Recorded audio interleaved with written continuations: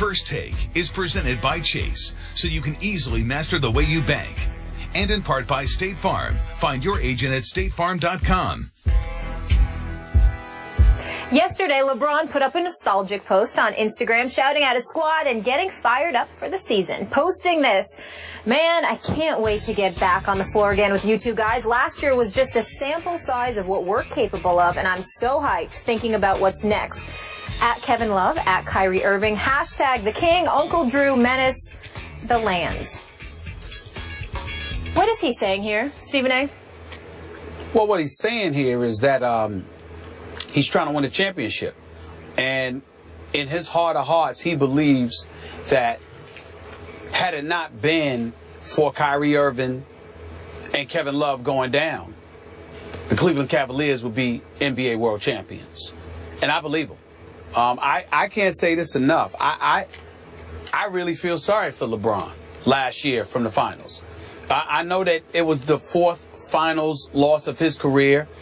It's one of those things where I don't give any accountability to him whatsoever with that NBA finals loss. I know that he was horrific from three-point range, which you repeatedly bring up, Skip, and that's legitimate. I get that. But that's about the only thing that you can say. When you talk about a Herculean effort that was put on display, there is no question that that's what LeBron James did in the NBA Finals. He seemed to have virtually no help whatsoever on the offensive end of the floor. Matthew Dellavedova and Iman Shumpert are defensive players. J.R. Smith was a complete no-show, and as much as I like J.R. Smith, I made my feelings very, very clear about him. He has been in the league too long. He is too gifted to be the one-dimensional shooter that he is. He should have a better handle. He should know that he could get to the free throw line and get shots that way. He should go to the rack more. He should be like Vinny the Microwave Johnson was in his heyday with the bad boy Detroit Pistons. It ain't about shooting the jump shot. It's about scoring any way you know how to. That's what JR needs to be. When you look at LeBron, what help did he have? Tristan Thompson was a rebounding demon, was there for defense, gave you a little something offensively, no doubt, but that's not his MO. Okay, wherever you turned, nobody was there to step up offensively because Kevin Love and Kyrie Irving was gone. LeBron had absolutely no help whatsoever, and I don't hold him accountable for that finals loss. It was too much for him to overcome. So when he makes the statement that he makes, it's because this entire offseason, I have absolutely positively no doubt that what has been tugging away at him is the fact that guys got hurt. Kevin Love, first round against Boston, with Kelly Olynyk, and that MMA move as far as I'm concerned, separating his shoulder. And Kyrie Irving, even with questionable knees, goes down in game one, had 23 points and 7 assists, despite his knees. I mean, if they were healthy, I think it's a different NBA Finals. Not to knock the Golden State Warriors in any way. Steve Kerr did a hell of a job. Steph Curry is the man. But I would have loved to see those guys healthy. And I think LeBron James is exactly what he's saying, because he firmly believes if that were the case, they would be standing here as NBA world champions right now. So they got some business to go in hand. Okay, before I deal with your larger point, are you suggesting now that Olynyk cheap-shotted Kevin Love, that was a dirty play? Skip, I said that today. I don't remember you saying it was dirty. I thought we both agreed they just got tangled up a little bit. No, I said, listen, that looked like a MMA move to me. I didn't like the move at all. I'm not going to call him dirty or whatever, but I think that particular play, he did not have to do what he did, which led to the separation of Kevin Love's shoulder. You're going for the ball. He didn't have to grab his arm that way. Now, I'm sure he did not intend to separate his shoulder. I don't think so. It was a suspect move on his part. I'm not saying he intentionally hurt the shoulder, but it was a suspect move. Okay, back to the larger issue. Are you sure that LeBron wasn't sending a between-the-lines Instagram message to make excuses for what happened in the finals? Because that's the way it struck me. He was making excuses as we approach this next basketball season. I don't look at it that way, Skip. I look at it as fact. You can call it an excuse all you want to, but to me, excuses are things that you look for to rationalize your deficiencies. There is no question. You don't have to look for that when it comes to LeBron James. Kevin Love and Kyrie Irving, two of the big three, the new version of the big three, were gone in the NBA Finals. And against Steph Curry, Klay Thompson, the Splash Brothers, with Draymond Green, with an Andre Iguodala, with all of the things that they've done all this year, he had to go out there as a one-man wrecking crew with people like you convincing him that he had help because of Matthew Dellavedova. I mean, give me a break. I like Dellavedova as a person, and I like him as a role player, but to be the guy that you had to lean on in the NBA Finals as your point guard, just stop it. LeBron James virtually had no help. Now, it was supposed to be JR who showed up and offset the loss of Kevin Love and Kyrie Irving to some degree. And J.R. Smith was a no-show because his jump shot wasn't falling, and he continues to be one-dimensional. He's better than that. He's more talented than that. He needs to step up and diversify his game. Okay. But outside of it, but had he done that, it would have been a different result too. Okay. I just think that, no question, Kevin Love and Kyrie Irving, you don't have to look for those excuses, Skip. They're not excuses. They're facts. Okay. I'm not trying to give LeBron a pass. Okay, now It's that a I've fact. allowed your revisionist history as you look back at what happened in the finals, I'm going to give you my take on what I saw when we were at the NBA Finals. I actually was there in Cleveland, so it counted for me too. Usually I just watch on TV, so it counted. You were there, you were in the arena, so it was counting, but I was there too, so for me that game actually counted. The home team was up 2-1 with another game at home.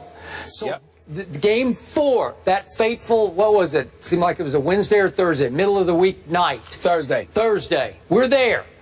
And it's LeBron's house. He should have owned this game. And you conceded or agreed the next morning that LeBron just either ran out of gas or just had a bad night because he just came out flat from the start. I was shocked by it. And by the way, Matthew Dellavedova had contributed mightily to getting them to 2-1 up. And that night, he ran out of gas for sure. And wound up, remember, he had to go to the hospital for IVs or something after the game, and then he was never the same after that. But listen, Tristan Thompson had been showing up. Mozgov had been showing up. I thought Shumpert, to a degree, had been showing up. Obviously, JR had not been showing up. LeBron James had been showing up for the most part and should have showed up that night, because I think you would agree with me. If LeBron gutsed it up in Game 4 and they win and go up 3-1, don't they hang on to that? I think they could figure out a way to get that one home. Literally, come back home and clinch. So to me, I was so disappointed in LeBron James that night that I'm not going to give him the injury excuses of losing Kevin Love and Kyrie because we are now revisionist history. You can't say that because they were in commanding position to virtually close the deal. The best player on the planet in his house. Really? Skip. And you can't do that? You look at it that way. I look at it differently. And again, I'm not trying to make excuses, but unlike you, I'm not comparing him to Michael Jordan either. Here was the situation. Steve Kerr made an adjustment, inserted Andre Iguodala into that starting lineup. Andre Iguodala comes off the bench. He's in the starting lineup. He drops 22. But more importantly, he helped to up the pace, to dictate tempo, because they had surrendered tempo to Cleveland. They had fallen victim to a slower pace of play, which worked to their disadvantage against the size that Tristan Thompson and Mozgov was throwing at them in games 2 and 3. Game 4 comes around. LeBron James is completely and utterly exhausted. More importantly than that, somebody by the name of Skip Bayless had been absolutely positively raving about Matthew Dellavedova and Delly. That's all you kept saying in front of folks in Cleveland. Well, they got caught up. Let me finish. They got caught up in the sauce, getting caught up in Matthew Dellavedova. What happens that game? He shoots 3 of 14. He finishes with 10 points. Can't buy a basket. Don't even get me started with how he shot in games 5 and 6. How about JR? But in game 4. In game 4, he shot 3 of 14. So LeBron's looking for him. JR shoots 2 of 12 in that game. He gives you absolutely positively nothing. So LeBron, who's averaging more than 40 minutes, okay, who's got to carry the load both offensively and defensively, was spent. It's that simple. Anybody who watches basketball, who knows basketball, knows what happened. I'm not sitting there. Listen, if LeBron played like garbage, I would be right up here saying he played like garbage.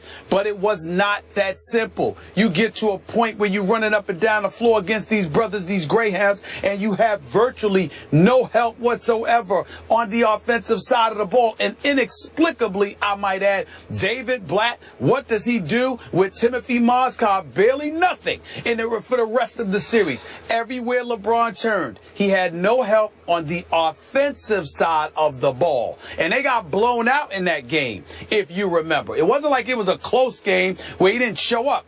They got ran out of the gym in Cleveland for that game 4 because he had nothing due to fatigue and the rest of them had nothing due to lack of skill.